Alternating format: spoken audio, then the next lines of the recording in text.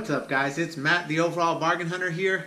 If this is your first time checking out my channel, I go out to thrift stores, flea markets, garage sales, retail stores, see what I can find and flip for a profit, and I bring you guys along for the journey. If you like this video, make sure you hit that like button, subscribe, and check out some more of my videos. In today's video, it's going to be more of an informational video. We're going to be talking about what to look for and what to do if you're starting a business in 2023.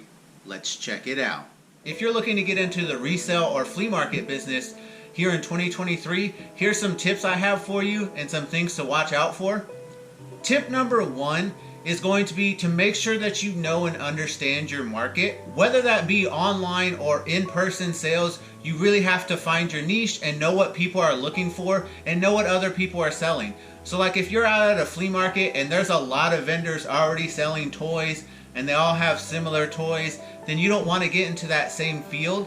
You don't want to be another one of the dozens of vendors that already sells the same thing. So you have to kind of research that a little bit and find something that's a little bit different and stands out from other vendors.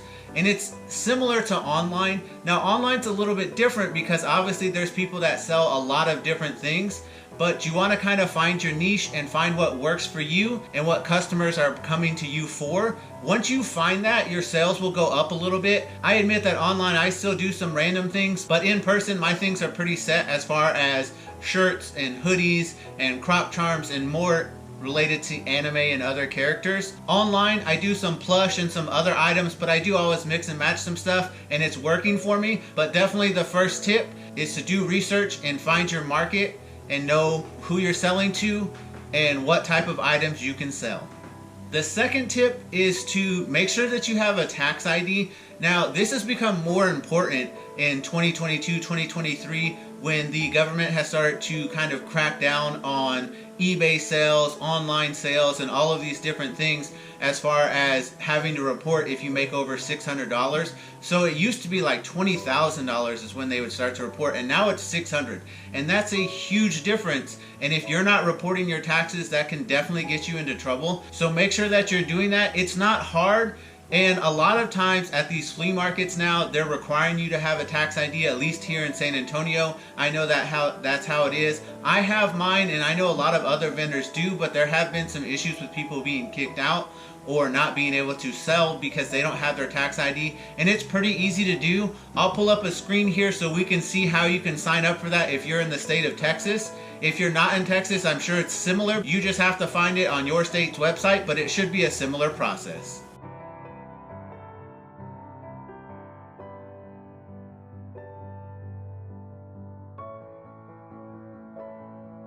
Tip number three is sourcing. You need to find different areas to source from.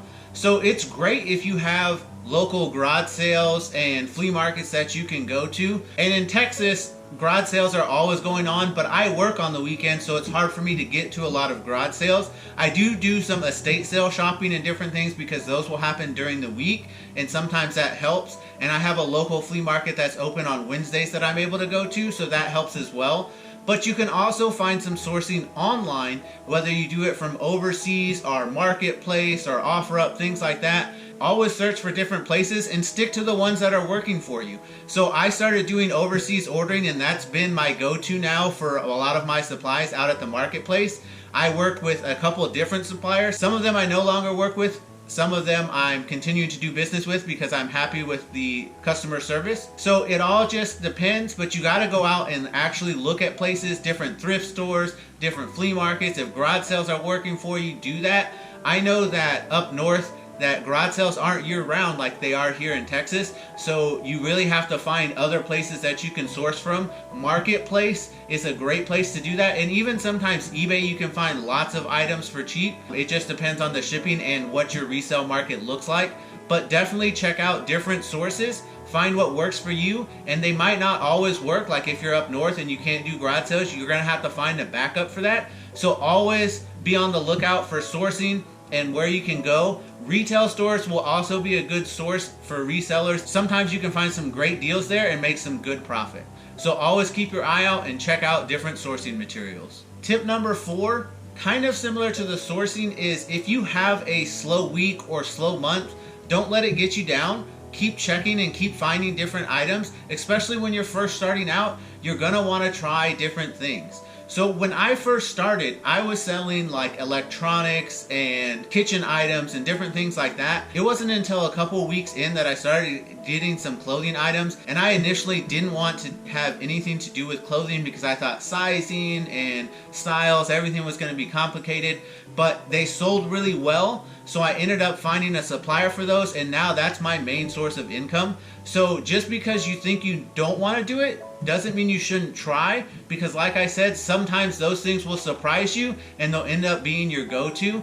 So even if you're having a slow month and you're not doing great, just keep at it. The best thing you can do is be consistent and keep up with what you're doing, and just hopefully that it rolls around. Now obviously if you're losing money, you can't go out and spend and spend and spend, so you have to find a good medium there. But hopefully you're able to at least be making some, and try different avenues. If you're selling out at a market, then try some online sales. If you're only doing online, try having a garage sale or going out to a local flea market if you can.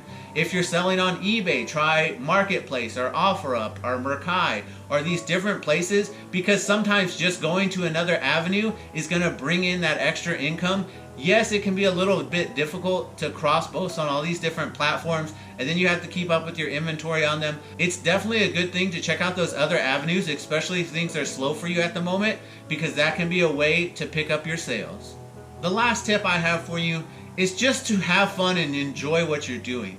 I know I've talked about in some of my other videos, and some of you know me, so you know this, but I was a teacher for 12 years, and I really did enjoy teaching, and I do miss the students to an extent, but there's a lot of stuff that I don't miss about teaching, but I did enjoy my job when I was doing that. However, now that I'm doing this, I really enjoy what I do. I find that I'm happier with my life in general, but I enjoy it. I go out with a buddy of mine to go to estate sales. I go out with my mom to do thrift stores, like our video last week where we had a competition, and I make it fun. I have fun doing it, and I'm not always needing to buy things, but I have fun to make these videos. And honestly, these videos are just a hobby of mine that's fun, and I've just kind of incorporated into my business aspect of things. So it's great if you can find a way to make it fun. Do that. Honestly, if this is just a side thing for you, great, have fun with it. If it's your main thing, great, have fun with it.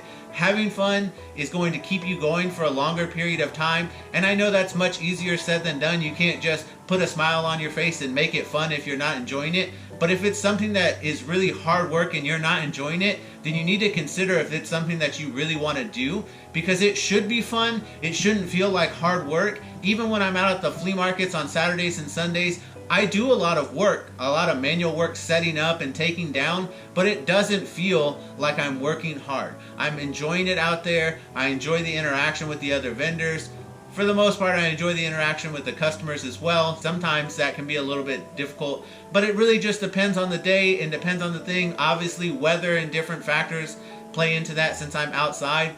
But honestly, have fun with what you're doing, enjoy it, and I really, really hope that this is something that takes off for you if you're looking to start here in 2023. Keep up the good work. You're awesome and you can do it. I hope that this video has been helpful for you. If you're not already, make sure you follow me on Instagram. There'll be a link down in the description. That's how you can keep up with what's sold. Don't forget to like, comment, share, and subscribe. That's the way we grow the channel. As always, I appreciate all of y'all's support. I know this video was a little bit out of my norm, but I hope you guys enjoyed it and found it informational. Make sure you check out some of my other videos and leave a comment down below if you have any questions. This is Matt, the Overall Bargain Hunter, signing out. See you guys next time.